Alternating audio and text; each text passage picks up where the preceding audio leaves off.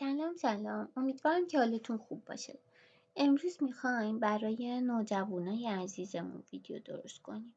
نوجوانایی که 26 سالشون نشده. نوع پسندازی که این افراد عزیز میتونن داشته باشند و با هم بررسی میکنیم. اگه 26 سالتون نشده، زیر 26 سال سنتونه و میخواین پسنداز داشته باشید و مقدار پولی رو که دارید افزایش بدید، چون سودش کم نیست، از لیفق ا و دیولوپمنت دو قبل بیشتره.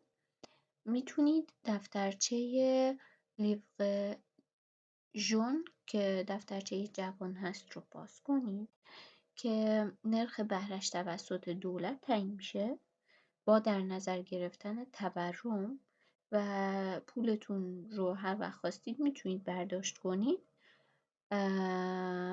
ولی پدر و مادر افرادی که یه نوجوان بالای 12 سال دارن میتونن براش این نوع دفترچه رو باز کنن.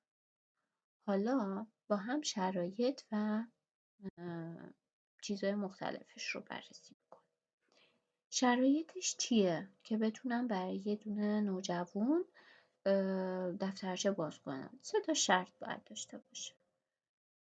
قبلا دفترچه جوان نداشته باشی، حتما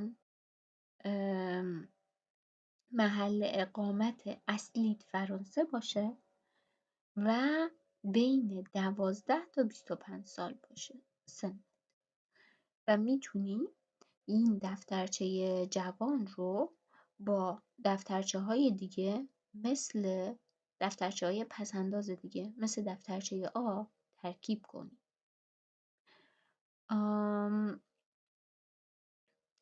برای اطمینان از اینکه بانک میتونه برای جوان یا فرد نوجوان این دفترچه رو این حساب پسنداز رو باز کنه، یه سری مدارک میخوان.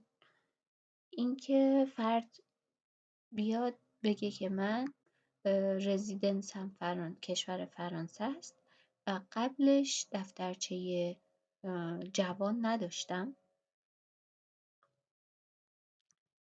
سند تمام مدارک و سندهای رسمی که تاریخ تولد و مربوط به تولد فرد هست رو لازم دارن و اگه خردسالن نام و نشانی فرد قیمش رو ازش میخوان. آیا این ممکنه که فرد جوان بیاد چند تا دفترچه جوان داشته باشه؟ اولا همزمان اینکه چند تا دفترچه داشته باشید ممنوعه و هر فرد نوجوانی میتونه حد اکثر یه دونه دفترچه داشته باشه، یه دونه برای هر نفر. و بانکی که درخواست افتتاح جوان رو دریافت میکنه باید ممنوعیت داشتن 2 تا دفترچه رو به مشتری جوانش اطلاع بده و اینو بپرسه که آیا این نوع حساب پسنداز رو در مؤسسه دیگه داره یا نه. اگه داشته باشه نباید حساب براش باز کنه. پس 2 تا سوال میپرسه ازش، یا مشتری اعلام میکنه که قبلا در مؤسسه دیگه حساب پسنداز جوان رو نداره، یا میگه که داره. اگه بگه داره، خب بانک نمیتونه براش حساب پسنداز باز کنه. رفیوز. اگه نه بگه که من ندارم، بانک باید بیاد استعلام بگیره از اداره مالیات. اگه اداره مالیات و حد اکثر تا 2 روز اداره مالیات جواب میده که این فرد این نوع حساب پسنداز رو داره یا نه. اگه نداشته باشه، خب بعدش بانک میتونه براش حساب باز کنه. اگه داشته باشه متاسفانه نمیتونه این حساب رو باز کنه. حالا چجوری کار میکنه این نوع حساب پسنداز؟ یه سند مکتوبه که نحوه عملکرد حساب پسنداز رو یک داکیومنتی، یه چیز مکتوبی که نحوه عملکرد این نوع پسنداز رو بر جوان توضیح میده، بانک موظفه به جوان بده. بسته به بانک مقدار سپرده، پسنداز، برداشت، دریافت و سایر چیزها متفاوته و بانک موظفه اینا رو برای جوان توضیح بده. و بانک همچنان میتونه به فرد جوان کارت بانکی برای بیرون کشیدن مبلغی که داره از حساب یا وارد کردن مبلغ به حساب و استفاده از دستگاه خودپرداز بده. هیچگونه هزینه‌ای برای این باز کردن این حساب یا بستنش یا کلا مدیریت این حساب نباید پرداخت بشه.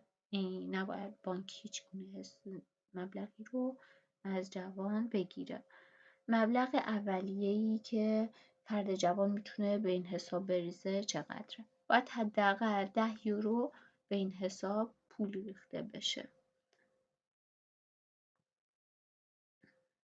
مبلغ برداشت به چه صورته؟ اگه فرد لازم داشته باشه که برداشت بکنه، باید حداقل تراکنشش 10 یورو باشه و به این هم توجه داشته باشه که نباید حسابش رو منفی بکنه و نهایتا هر چقدرم از حسابش برداشت کرد باید اون 10 یوروی حداقلی تو حساب بمونه. شرایط برداشت با توجه به سن افراد متفاوته. اگه قبل 16 سال سن دارید باید حتما قیمتون میتونه تصمیم بگیره که شما پول رو از حسابتون بردارید. اگه بین 16 تا 18 سال دارید میتونید پول رو بردارید، مگر اینکه قیمتون اجازه نده پول رو بردارید. از 18 سال به بالا سنتونه خودتون میتونید تصمیم بگیرید که میخواید پول رو بردارید یا نمیخواید پول رو بردارید. روش های تأمین چجوری میشه این دفترچه رو تأمین کرد؟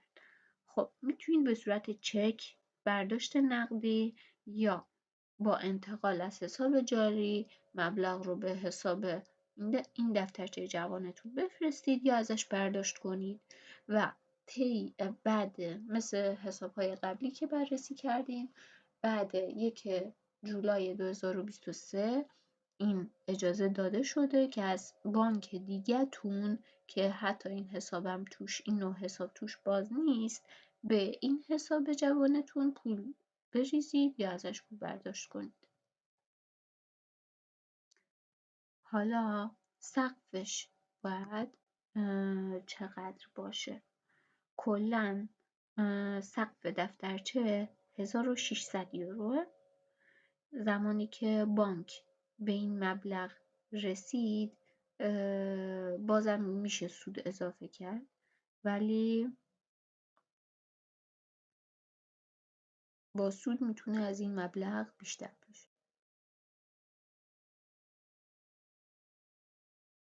مثل حالت قبل. حالا سودش چیه؟ سودی که تعیین شده توسط بانک به صورت آزادانه سود تعیین میشه، ولی دولت گفته نباید کمتر از 3% محاسبه بشه.